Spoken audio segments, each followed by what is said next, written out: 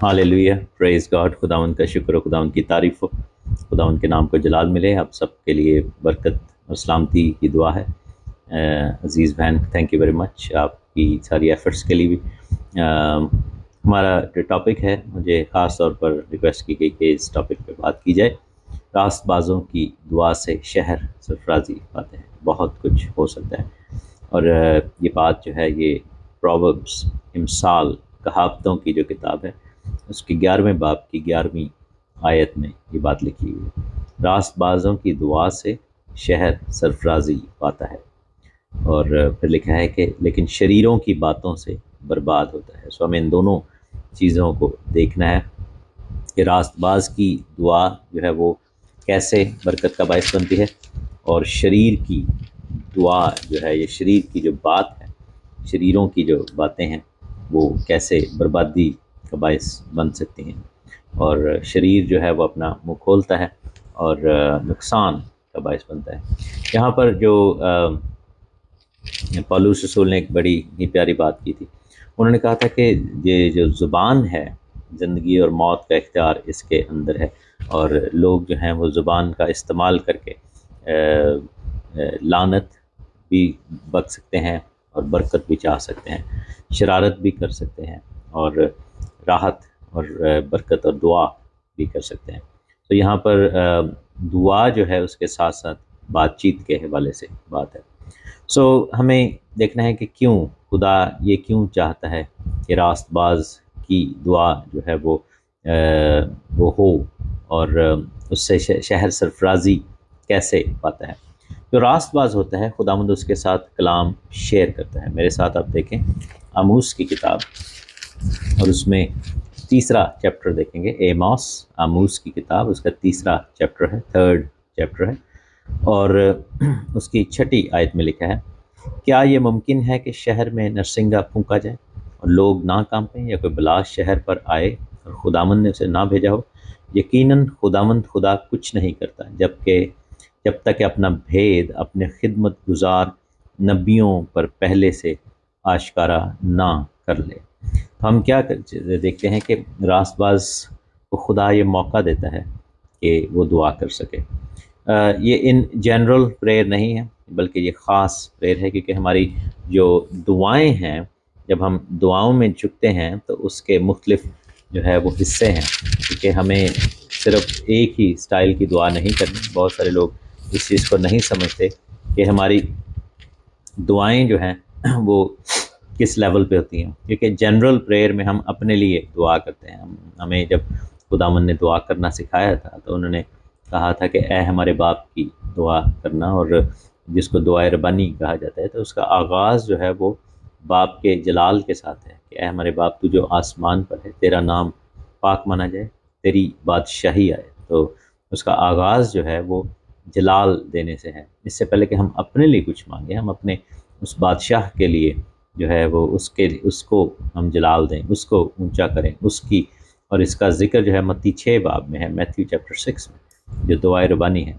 हम देखते हैं कि आगाज़ में हम पहले खुदावंद को जलाल दें। हम जब कोई एप्लीकेशन लिखते हैं, जब किसी स्कूल के लिए या किसी जॉब के लिए या किसी भी लिए, तो हम एक कवरिंग लेटर उसमें लिखते हैं। उसमें हम पहले जिसको लिखा जा रहा है उसको बड़े इज़्ज़त माब तरीके से मुखातिब करते हैं, या फिर हम किसी शख्स के सामने, किसी वज़ीर, कबीर, अमीर या किसी ऐसे ताकतवर शख्स के सामने जाते हैं, तो हम पहले उस शख्स के लिए जो है वो हम उसकी प्रेज़ करते हैं कि जी आपका बड़ा सुना है, आपने बड़े बड़े काम किए हैं, आपने ये किया, आपने वो। उसके बाद हम अपना मुद्दा बयान करते हैं। लेकिन अफसोस की बात यह है कि जब हम खुदावंद के पास आते हैं तो बाज़ औक़ात हम इतना ज़्यादा वक्त खुदा के जलाल में नहीं सर्व करते। लेकिन खुदावंद यीशु मसीह ने हमें सिखाया कि सबसे पहले बाप को जलाल देना है। सबसे पहले कहना है कि ए हमारे बाप, तू जो आसमान पर है, तेरा नाम पाक माना जाए, तेरी बादशाही है। और फिर उसकी मर्ज़ी को मांगना है, जैसी तेरी मर्ज़ी आसमान पर पूरी होती है वैसे ही ज़मीन पर हो। बाज़ औक़ात हमारी दुआएं जो हैं वो मर्ज़ी से हट के होती हैं, उसमें हमारी मर्ज़ी, हमारी अना, हमारी सेल्फिशनेस, हमारा जो है सोच, हमारी अपनी चीज़ें शामिल होती हैं। हम उसमें ये नहीं देखते कि क्या खुदा की ये मर्ज़ी है कि वो चीज़ या वो बात हमारे लिए हो। बाज़ औक़ात हम वैसे ही मांगते हैं जैसे ہم جب چھوٹے تھے تو اپنے ماں باپ سے ضد کر کے چیزیں لینے کی کوشش کی، یا پھر اگر ہمارے اولادیں ہیں تو وہ ہم دیکھتے ہیں کہ بچے کئی دفعہ ایسی چیز مانگتے ہیں جو کہ ہم نہیں دینا چاہتے ان کو، ان کے لیے نقصان دہ، اور ہم نہ کرتے ہیں، لیکن بچے جو ہے وہ بہت زیادہ روتے ہوتے ہیں۔ تو ہماری دعائیں جو ہے وہ بعض اوقات خدا کی مرضی سے ہٹ کے ہوتی ہیں، اس کے اپوزٹ بلکہ ہوتی ہیں۔ تو پھر مرضی مانگنی ہے، پھر اپنے لیے مانگیں، ہماری روز کی روٹی آج ہمیں دیں، پھر اپنے آپ کو پیش کریں، اور پھر ساتھ میں ہم اپنے دوسروں کے لیے بھی مانگیں، کہ جیسے ہم دوسروں کے قرض معاف کریں تو ہمارے قرض معاف کریں، دوسروں کے لیے مانگیں، صرف اپنے لیے نہ مانگیں۔ پھر ہم پروٹیکشن اس میں مانگیں، کیونکہ لکھا ہے کہ ہمیں آزمائش میں نہ لا بلکہ برائی سے بچائے، کیونکہ روحانی جنگ جو ہے وہ شروع ہو سکتی ہے جب آپ دعا کرتے ہیں۔ تو ہم دیکھتے ہیں کہ ہمیں پروٹیکشن مانگیں، اور پھر اس کا اختتام جو ہے، کیونکہ بادشاہی، قدرت اور جلال ہمیشہ تیرے ہی ہیں، مینس کہ ہم نے اپنی دعا کا اختتام بھی خدا کے نام کو جلال دیتے ہوئے اس کو باقاعدہ طور پر شکر گزاری کر کے کرنا۔ تو فرسٹ تیموتھی، پہلا تیموتھیوس، اس کا دوسرا باب اور اس کی پہلی آیت میں لکھا ہے کہ پس میں سب سے پہلے یہ نصیحت کرتا ہوں کہ مناجاتیں، دعائیں، التجائیں اور شکر گزاریاں سب آدمیوں کے لیے کی جائیں۔ اب یہاں پہ دعا کے 4 ڈفرینٹ ٹائپس بتائے گئے ہیں کہ مناجات کرنی ہے، دعا کرنی ہے، التجا کرنی ہے، اور پھر شکر گزاری۔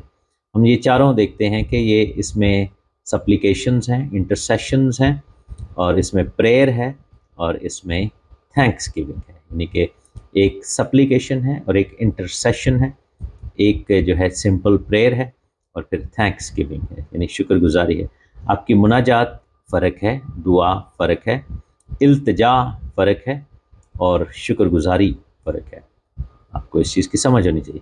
عام دعا جو ہے اس میں ہم خدا سے باتیں کرتے ہیں، لیکن جب ہم مناجات کرتے ہیں تو ہم خدا سے منت کرتے ہیں، کسی شخص کے لیے، کسی کے بہاف پر مناجات کرتے ہیں۔ جیسے یاد ہے کہ اب تو شاید قوانین بدل گئے ہیں، لیکن جب پہلے دور تھا تو کرکٹ کے اندر ہم دیکھتے ہیں، جب میں کرکٹ کھیلتا تھا تو مجھے پتہ ہے کہ اگر کوئی شخص زخمی ہو جاتا تھا کھلاڑی، لیکن وہ بھی بیٹنگ کر رہے، تو اس کے لیے ایک رنر جو ہے جو اس کے بہاف پر بھاگتا تھا، پرووائڈ کیا جاتا تھا، اور رنر جو ہے اس نے وہی لباس پہننا ہوتا تھا جو کہ مین پلیئر ہے جس کے بہاف پر وہ ہے۔ اگر اس نے ہیلمٹ پہنا ہے تو اس نے بھی ہیلمٹ پہنا ہوگا، اگر اس نے دستانے پہنے تو اس نے بھی تو جو جیسا وہ ہے ویسا ہی اس کا لباس ہونا چاہیے۔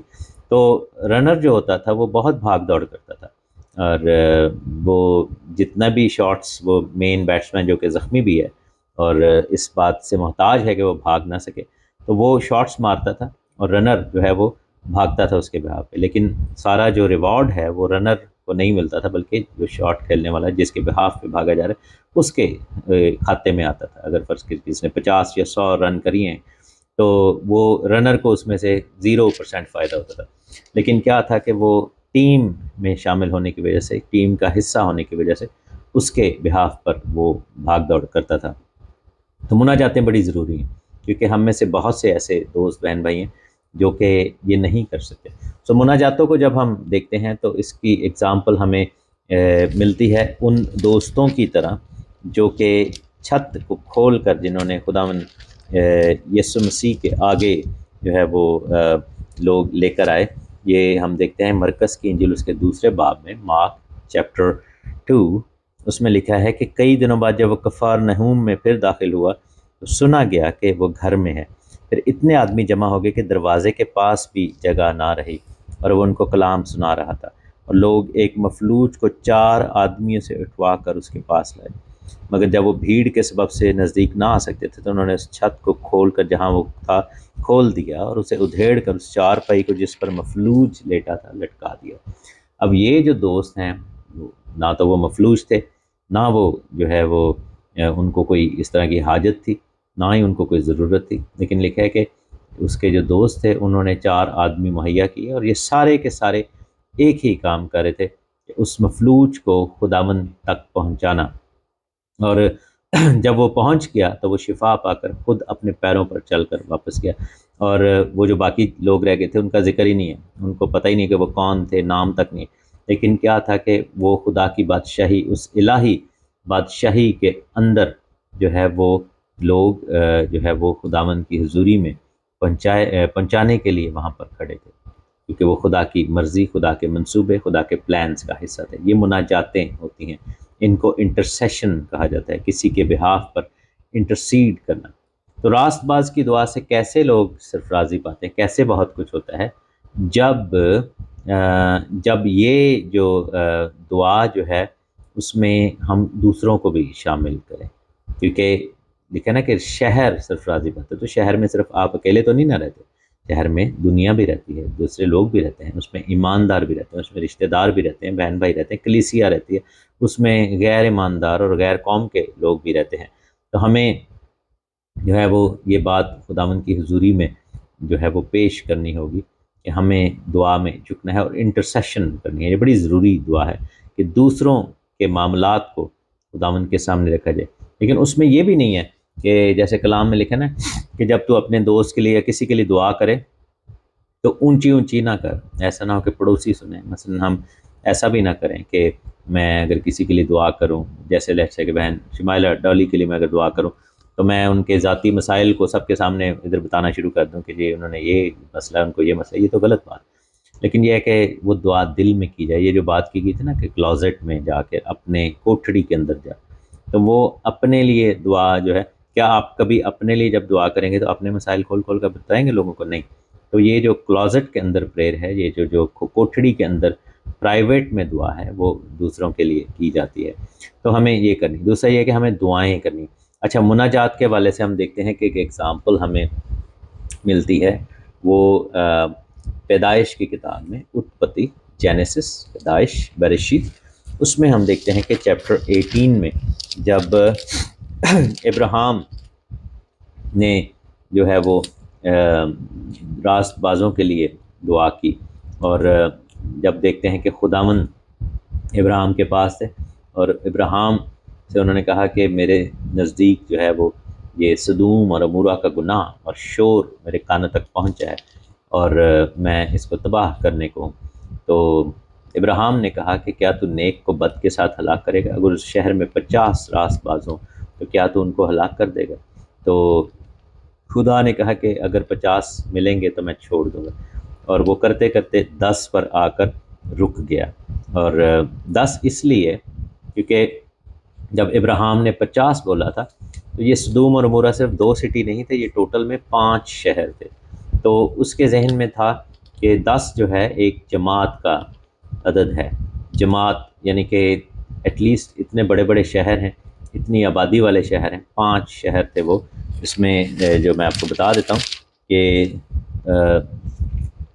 سدوم تھا، عمورہ تھا، ادما تھا، سنیب تھا،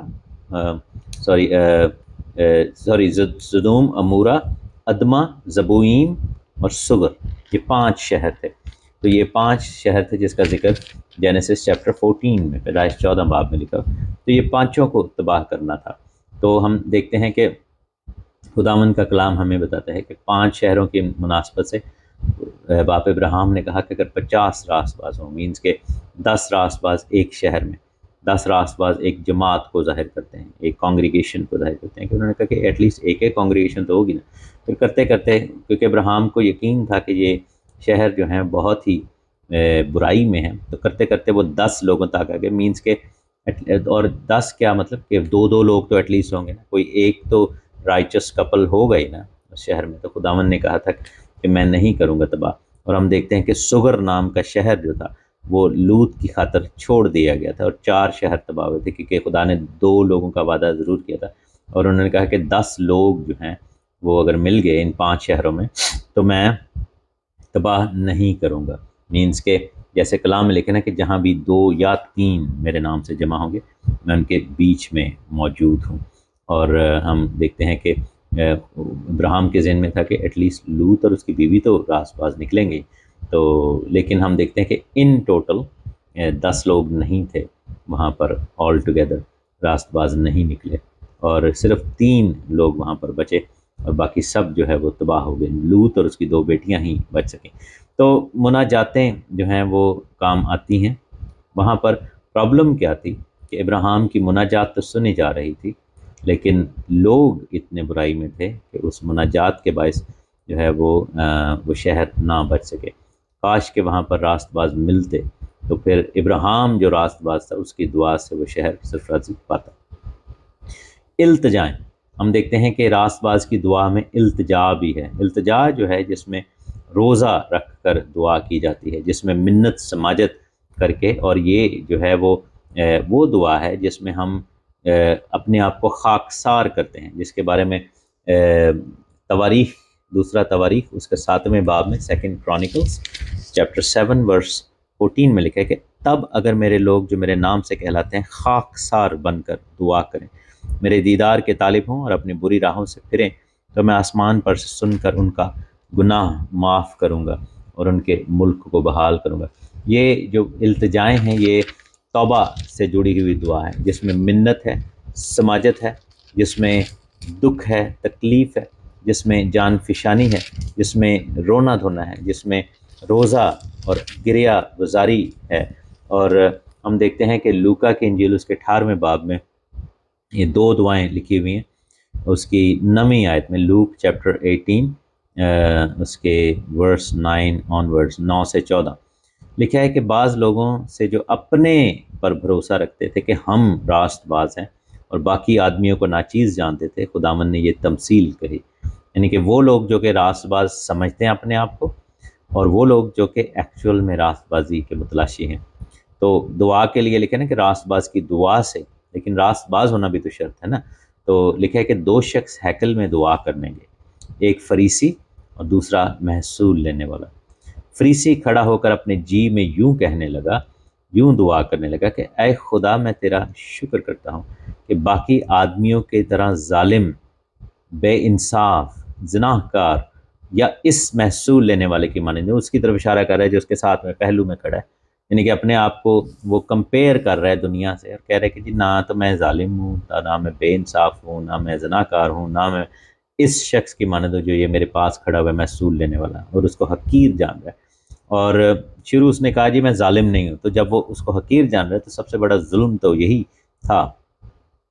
اور پھر کہہ رہے ہیں کہ میں ہفتے میں 2 بار روزہ رکھتا ہوں۔ اب دیکھیں کہ وہ روزہ بھی رکھتا ہے، حالانکہ التجا جو ہے وہ روزے والی دعا ہے، جس کے بارے میں لکھا ہے کہ یہ ایک بدرو نہیں نکل رہی تھی شاگردوں سے، تو یسوع نے کہا کہ یہ جو قسم ہے یہ روزے اور دعا کے بغیر نہیں نکل سکتی۔ لیکن اس کا روزہ رکھنا بھی راست بازی کی بات نہیں، یہ سیلف رائچسنس کے اندر پڑا ہوا ہے اور اپنی دکھاوے کے لیے کر رہا تھا۔ تو اس نے کہا کہ میں ہفتے میں 2 بار روزہ رکھتا ہوں اور ساری آمدنی پر دے یکی بھی دیتا ہوں، جیسے کہ وہ ٹائد بھی دے رہا تھا، سارا کچھ کر رہا تھا، یعنی کہ ہر طریقے سے وہ لیکن اس کا دل ٹھیک نہیں تھا، کیونکہ اس میں التجا نہیں تھی، اس میں منت نہیں تھی، اس میں توبہ نہیں تھی، اس میں معافی نہیں تھی، اس میں جو ہے وہ اس میں اپنے آپ کو جو ہے وہ خالی کر کے حلیمی نہیں تھی۔ تو اس نے کہا کہ میں یہ سب کچھ کرتا ہوں، اور ایک طرح سے وہ خدا کو جتا رہا تھا کہ جی تیرا یہ فرض بنتا ہے کہ تو مجھے بلیس کرے اور تو مجھے دے، کیونکہ میں راست باز ہوں۔ لیکن بائبل میں لکھا ہے کہ ہماری راست بازی گندی دھجیوں کی مانند ہے۔ یسایہ کی کتاب 1 باب میں لکھا ہے، آئزایہ چیپٹر 1 میں، کہ ہماری راست بازی گندی دھجیوں کی مانند ہے، اور وہ گندے ان جو ہے وہ کوڑے کی مانند ہے اگر ہم خدا کی راست بازی کے ان کمپیریزن جائیں یا اس کے سامنے اپنے آپ کو پیش کریں۔ تو یہاں پر لکھا ہے کہ محصول لینے والے نے دور سے کھڑے ہو کر، وہ آگے بھی نہیں بچارا گیا، وہ اس کی اتنی ہمت نہیں تھی کہ وہ سامنے اٹھ کر جائے اور خدا کے ہیکل کے اندر پاؤں بھی رکھے۔ غریب محصول لینے والا تھا، گناہ گار تھا، لیکن شرمندہ تھا، دکھ میں تھا، وہ اپنے گناہ پر جو ہے وہ شرمندگی میں تھا، توبہ کرنا چاہتا تھا، وہ خدا کو ٹھگیاں نہیں لگا رہا تھا، یا خدا کو خرید نہیں رہا تھا، یا خدا کو جتا نہیں رہا تھا۔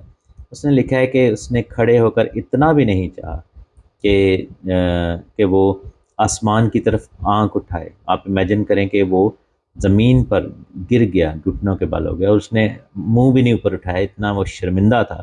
اس نے کہا کہ بلکہ چھاتی پیٹ پیٹ کر کہنے لگا، اے خداوند مجھ گناہ گار پر رحم کر۔ بس اس کے منہ سے یہ الفاظ نکلے، اینڈ دیٹ واز مور دین انف۔ آپ کے منہ سے توبہ نکلتے ہی آپ کی دعاؤں کے جواب آپ کو ملنے شروع ہو جائیں گے۔ آپ کی ہمبل ہو کر، یعنی کہ اپنے آپ کو فروتن ہو کر اپنے آپ کو خالی کر کے جب آپ خداوند کے سامنے صرف یہی کہیں گے نا کہ اے ابن داؤد مجھ پر رحم کر، جیسا اس اندھے فقیر نے کہا تھا کہ اے خداوند مجھ پر رحم کر، اس کے علاوہ اس نے کچھ بھی نہیں کہہ ہی نہیں رہا کچھ، اس سے کچھ کہا جا ہی نہیں رہا تھا، لیکن اس کا دل جو تھا وہ خداوند کے ساتھ ملنا شروع ہو گیا۔ آپ امیجن کریں کہ جو لوگ گونگے ہوتے ہیں، جو نہیں بول سکتے، وہ بھی تو دعا کرتے ہی ہوں گے نا، وہ کیسے کرتے ہیں؟ وہ کوئی لمبے لمبے لفظ کہاں سے لائیں گے؟ ان کے پاس تو ایک لفظ بھی نہیں۔ لیکن یہاں پر لکھا ہے کہ اس نے یہی کہا، اس نے آنکھ بھی نہیں اٹھائی، اس نے ہیکل کے اندر پاؤں بھی نہیں رکھا، وہ ادھر ہی کھڑا، ادھر ہی بیٹھا بیٹھا شرمندگی میں اور نیچے جھک گیا، اور اس نے کہا کہ اے خداوند مجھ پر رحم کر۔ اور بائبل ہمیں بتاتی ہے کہ خداوند نے اس کو پھر قبول کیا۔ تو التجائیں جو ہیں وہ خداوند کے حضور میں کرنی بڑی ضروری ہیں، اور یہ وہ دعا ہے جس سے روحانی جنگ شروع ہو جاتی ہے۔ دانیل کی کتاب اس کے 10ویں باب میں ہم دیکھتے ہیں کہ التجا وہ کر رہے ہیں۔ لکھا ہے کہ 10واں باب ڈینیل چیپٹر 10 ورس 1 میں، شاہ فارس خورس کے تیسرے سال میں دانیل پر، جس کا نام بیلت شزر رکھا گیا تھا، ایک بات ظاہر کی گئی۔ وہ بات سچ اور بڑی لشکر کشی کی تھی، اور اس نے اس پر غور کیا، اس رویا کا بھید سمجھا۔ پھر لکھا ہے کہ یعنی کہ وہ اپنی قوم کے لیے وہ باتیں تھیں، قوم کے لیے التجائیں تھیں۔ اور لکھا ہے کہ میں دانیل ان 3 ہفتوں تک ماتم کرتا رہا، نہ میں نے لذیذ کھانا کھایا، نہ گوشت، نہ میں نے میرے منہ میں دخل پایا، نہ میں نے تیل ملا، جب تک کہ پورے 3 ہفتے گزر نہ گئے۔ ہم دیکھتے ہیں کہ دانیل التجا کر رہا تھا، منت کر رہا تھا، اور یہ وہ دعائیں ہیں جس سے آپ کو آنے والے حالات، قوم کے لیے، اپنے گھرانے کے لیے، اپنے فیوچر کے لیے، لوگ جو ہیں وہ بھوشیہ وانی لینے جاتے ہیں، لوگ جو ہیں وہ اپنے ہاتھ دکھا رہے ہوتے ہیں، لوگ ٹیرو کارڈ اور پتہ نہیں کیا کیا لگا رہے ہوتے ہیں، لوگ جو ہیں وہ اخباروں میں وہ ذائچے پڑھ رہے ہوتے ہیں، اپنے سٹار سائن کے بارے میں پڑھ رہے تھے کہ آپ کا ہفتہ کیسے گزرے گا فلانا۔ یہ سب سے زیادہ کس بات کی ضرورت ہے کہ ہمیں منت کرنی چاہیے خدا کی حضور میں، التجا کرنی، جیسے دانیل نے کیا۔ 3 ہفتوں تک، 21 دن تک وہ روزہ رکھتا رہا، اور بالکل اس نے سادگی میں چلا گیا، اور اس نے خداوند کی حضوری میں جو ہے وہ یہ چیز ہمبل ہو کے۔ التجا میں کیا ہوتا ہے کہ ہم ہر اس چیز کو جو ہمارے جسم کو فربا کرتی ہے، یا ہمارے جسمانی جو ایپیٹائٹس ہیں، جو ہماری بھوکیں ہیں، ان کو سیٹسفائی کرتی ہیں، ان سے منہ موڑ لیتے ہیں، ریاضت میں چلے جاتے ہیں۔ روزے ریاضت کی یہ بات ہو رہی ہے، اور ہم یہ دیکھتے ہیں کہ جب وہ دعا کر رہا تھا تو فرشتہ دانیل کے پاس آیا، اور اس نے ہاتھ بڑھا کر اسے چھوا اور گھٹنوں اور ہتھیلیوں پر بٹھایا، یعنی کہ بالکل ایسے چاروں جو ہے وہ، یعنی کہ گھٹنوں پر بھی ہو گئے، ہاتھ بھی جیسے جانور ہوتے ہیں، یعنی چوپائے کی طرح بالکل جھک گیا، سبمیشن میں چلا گیا۔ یہ ہوتی ہے التجا، جس سے شہر سرفرازی پاتے ہیں۔ اور پھر لکھا ہے کہ اس نے کہا کہ تیری دعا تو پہلے دن ہی سنی گئی تھی، جس دن تو نے دعا کرنی شروع کی تھی، لیکن 21 دن تک ایک بدرو نے اس کا مقابلہ کیا، فرشتے کا، کیونکہ فارس کی مملکت کا موکل تھا، ایک موکل نے، ایک جو ہے وہ بری روح نے، ایک برے گرائے ہوئے فرشتے نے 21 دن تک وہاں پر جنگ کی۔ اور پھر میکائل جو تھا، یہ جبرائیل باتیں کر رہے ہیں، اور میکائل جو ہے وہ آئے، اور میکائل نے جو ہے آ کر وہاں پر جنگ میں انگیج ہوئے، اور جو دوسرا فرشتہ ہے اس نے آ کر پھر دانیل تک آنے کی جو ہے وہ اس کو موقع ملا۔ تو میرے عزیزو، جو التجائیں ہیں، اس سے روحانی جنگ شروع ہو جاتی ہے۔ آپ کے علاقے میں آپ دیکھیں کہ بہت ساری ایسی چیزیں ہیں جس کے بارے میں، اور ہمیں پاکستان میں، انڈیا میں مسیحیوں کے لیے بہت دعا ہے کہ بڑی پرسیکیوشن ہو رہی ہے، بہت زیادہ جو ہے وہ اظہار ثانیہ ہو رہی ہیں، بہت زیادہ۔ ایک اور چیز جو ہے، جیسے میں نے کہا کہ دعائیں تو ہم کرتے ہیں، مناجات جو کہ دوسروں کے لیے کی جائے، التجا جو کہ مقصد کے لیے کی جائے اور ریاضت کے ساتھ جڑی ہو، اور آخر میں شکر گزاری۔ شکر گزاری کے حوالے سے ہم دیکھتے ہیں کہ بغیر شکر گزاری کے دعا مکمل ہی نہیں ہے۔ ہم جو شکر گزاری کرتے ہیں نا، وہ ہمارے ایمان کو مضبوط کرتی ہے۔ یوحنا کی انجیل میں ہم دیکھتے ہیں، یوحنا کی انجیل میں جب یسوع مسیح نے کھانا بھی کھلایا تھا لوگوں کو، تب بھی شکر گزاری کی تھی، اور جب لکھا نا کہ شکر گزاری کر کے روٹی لے گئے، شکر کر کے، یہ بات ہے یوحنا کی انجیل 6 باب میں، اور 5 روٹیاں اور 2 مچھلیاں تھیں۔ اور پھر لکھا ہے کہ اس کی 10ویں آیت میں یسوع نے کہا کہ لوگوں کو بٹھاؤ، اور اس جگہ بہت خاص تھی، بس جو مرد جو تخمیناً 5000 تھے بیٹھ گئے، اور یسوع نے وہ روٹیاں لیں اور شکر کر کے ان کو دے دیں، اور لکھا ہے کہ وہ جتنا چاہتے تھے وہ کھاتے گئے، اور وہ بانٹ دیا گیا کھانا ان کے درمیان میں، اور وہ شکر گزاری کی دعا جو ہے خداوند یسوع مسیح نے جب ان کو کھانا کھلایا تو انہوں نے کی۔ تو یہ ہم دیکھتے ہیں کہ خداوند یسوع مسیح نے اتنا بڑا معجزہ کر دیا، لیکن صرف یہ تھا کہ شکر گزاری کے حوالے سے یہاں پر ہم دیکھتے ہیں کہ لوگوں نے جو ہے وہ لوگوں نے کھایا اور برکت دی، شکر گزاری کی۔ ایک اور چیز یوحنا کی انجیل میں آگے جب ہم جاتے ہیں تو لازر کے زندہ ہونے کے واقعے کو ہم جب پڑھتے ہیں تو یوحنا کی انجیل میں میرے ساتھ دیکھیں، یوحنا کی انجیل اس کا 11واں باب ہے، اور یسوع جو ہے وہ قبر پر جب آتے ہیں، میں پوری وہ ڈائلاگ جو ہے وہاں پہ آپ کے ساتھ نہیں بتاؤں گا کیونکہ ہمارا ٹاپک کچھ اور ہے۔ تو لکھا ہے کہ یسوع 38ویں باب میں، یسوع پھر اپنے دل میں نہایت رنجیدہ ہو کر قبر پر آیا۔ وہ ایک غار تھا اور اس پر پتھر دھرا ہوا تھا۔ یسوع نے کہا کہ پتھر کو ہٹاؤ۔ اس مرے ہوئے شخص کی بہن مارتھا نے اس سے کہا، اے خداوند، اس میں سے تو اب بدبو آتی ہے کیونکہ اسے 4 دن ہو گئے۔ یسوع نے اسے کہا، کیا میں نے تجھ سے نہ کہا تھا؟ اگر تو ایمان لائے گی تو خدا کا جلال دیکھے گی۔ بس انہوں نے اس پتھر کو ہٹا دیا۔ پھر یسوع نے آنکھیں اٹھا کر کہا کہ اے باپ، میں تیرا شکر کرتا ہوں کہ تو نے میری سن لی۔ اے باپ، میں تیرا شکر کرتا ہوں کہ تو نے میری سن لی۔ ابھی تو لازر کو کہا ہی نہیں انہوں نے کہ باہر نکلا، ابھی تو یہ بھی نہیں کہا کہ جی کہ میں نے ابھی کمانڈ دینا ہے تو سن لے گا، یا تو جب میں کہوں گا تو پلیز میری سن لینا، ایسا نہیں کچھ کہا۔ ابھی لازر زندہ بھی نہیں ہوا، لیکن خداوند نے کیا کہا کہ تو نے میری دعا سن لی ہے باپ۔ تو اس کے بعد اور لکھا ہے کہ مجھے تو معلوم تھا کہ تو ہمیشہ میری سنتا ہے، مگر ان لوگوں کے پاس جو آس پاس کھڑے ہیں میں نے کہا تاکہ وہ ایمان لائیں، کیونکہ کلام ہمیں بتاتا ہے کہ ایمان ان دیکھی چیزوں کا ثبوت ہے اور جو ہے امید کی ہوئی چیزوں کا اعتماد ہے، یعنی کہ ہمیں امید ہے کہ خداوند سن لے گا، اور ابھی پوری نہیں ہوئی لیکن ہمارے پاس ثبوت یہ ہے کہ ہم خداوند سے دعا کر رہے ہیں، تو شکر گزاری بڑی ضروری ہے۔ اچھا، یہ جو لکھا ہے نا لازر، یہ نسل انسانی کے بارے میں ذکر ہے، لیکن ہے کہ وہ 4 دن ہو گئے تھے اس کو، اور بو آتی ہے، وہ مردہ ہے، پتھر کے پیچھے ہے۔ یہاں پر ایک بھید کی بات ہے۔ آپ کو پتہ ہے کہ پطرس کے خط میں لکھا ہوا ہے، دوسرے پطرس میں میرے ساتھ جائیں، دوسرا پطرس اس کا 3 باب اور اس کی 8ویں آیت، لکھا ہے کہ اے عزیزو، یہ خاص بات تم پر پوشیدہ نہ رہے کہ خداوند کے نزدیک 1 دن 1000 برس کے برابر ہے اور 1000 برس 1 دن کے برابر۔ تو لازر جو تھا وہ 4 دن سے قبر میں تھا اور بو آتی تھی، پتھر ایک رکھا ہوا تھا اور اس پتھر کا ہٹایا جانا بڑا ضروری تھا، اور اس کو زندہ ہو کر، جب وہ زندہ ہوا تو لپٹا ہوا تھا رسیوں میں۔ یہ جو 4 دن ہیں یہ 4000 سال کو ظاہر کرتے ہیں۔ لازر جو ہے وہ انسانی نسل کو ظاہر کرتے ہیں۔ یسوع مسیح جب اس دنیا میں آئے تب آدم سے لے کر یسوع مسیح تک 4000 سال ہو گئے تھے، 4 دن گزر چکے تھے۔ لازر بھی 4 دن کا مردہ، اور جان بوجھ کے، کیونکہ لوگ یہی کہہ رہے تھے نا کہ جی یہ تو اندھوں کو شفا دیتا تھا، لنگڑوں کو چلاتا تھا، یہ اپنے بھائی اپنے دوست کو شفا نہ دے سکا، یعنی کہ اس کے مرنے تک کا ویٹ کرا۔ اور یسوع نے کہا کہ نہیں، یہ خداوند کی طرف سے۔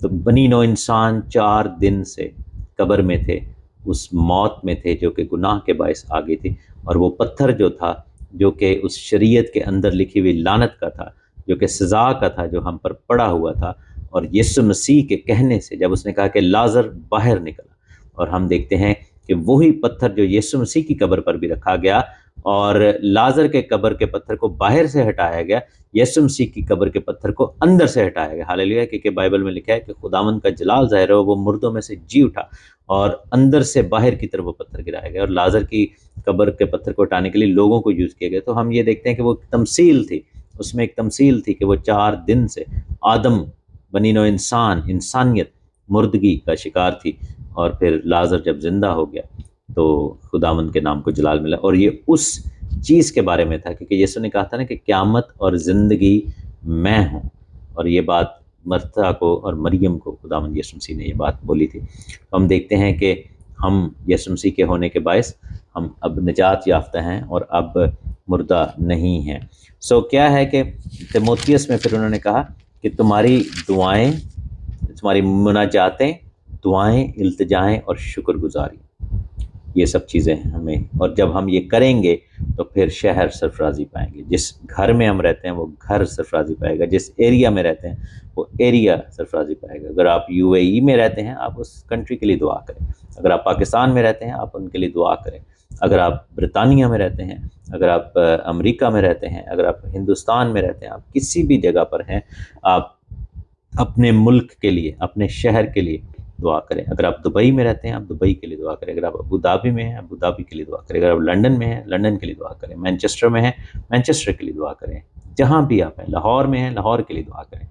جس کنٹری، جس سٹی میں بھی ہیں، اگر آپ امرتسر میں ہیں، اس کے لیے دعا کریں۔ اپنے شہر کے لیے دعا شروع کر دیں۔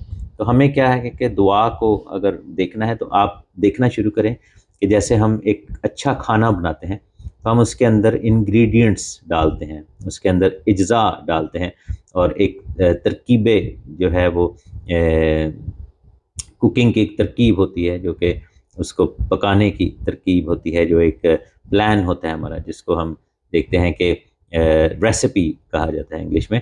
تو وہ یہ ساری چیزیں ہماری وہ دعاؤں کی ریسیپی ہیں جو کہ شہر کو سرفراز کر سکتی ہیں، اور مختلف مسالہ جات ڈلتے ہیں، چیزیں ڈلتی ہیں، جس کے باعث ایک اچھا جو ہے وہ ذائقے دار کھانا ہمارے سامنے آ جاتا ہے۔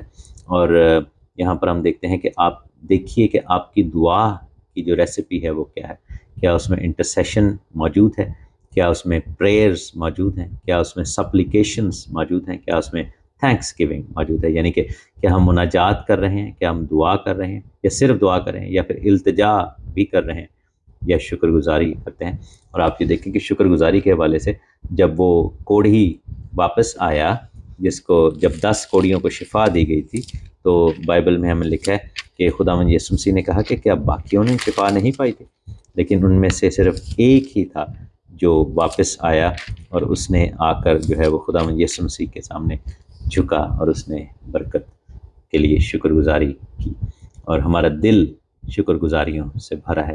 اور ایمان کی جو سب سے بڑی بات وہ ہے کہ شکر گزاری اگر آپ اس چیز کو حاصل کرنے سے پہلے کریں، لیٹس سے کہ مجھے جاب کی ضرورت ہے، بجائے اس کے کہ میں یہ دعا کروں کہ خداوند تو مجھے جاب عطا کر، میں روز اٹھ کے یہ اگر کہنا شروع کر دوں کہ میں تیرا شکر کرتا ہوں، جیسے یسوع نے کہا نا کہ تو نے میری سن لی ہے، اس سے پہلے کہ وہ چیز ہوتی، ہم کہیں کہ اے خدا میرا ایمان ہے کہ میں تیرا شکر کرتا ہوں کہ تو نے میرے لیے جاب کا انتظام کر دیا ہے، تو نے میرے لیے ویزے کا، تو نے میرے لیے شفا کا، تو نے میرے لیے اولاد کا، میرے لیے گھرانے کا، میرے لیے اچھے فیوچر کا انتظام کر دیا ہے، بس میں اب انتظار میں ہوں کہ تو کب مجھ پر وہ چیز ظاہر کرے گا، ریویل کرے گا۔ تو یہ ہے شکر گزاری سے بھری ہوئی دعا۔